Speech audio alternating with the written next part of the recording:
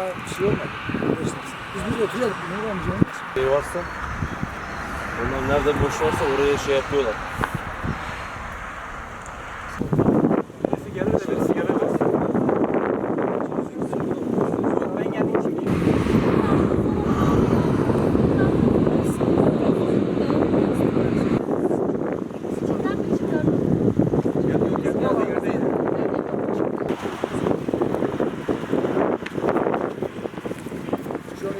Abi biraz dayan. Biraz dayanacaksın. Şu kolunu. Sol ayak sakandın. Sol ayağım abi. Tamam. Düzelt. Tamam güzel, tamam.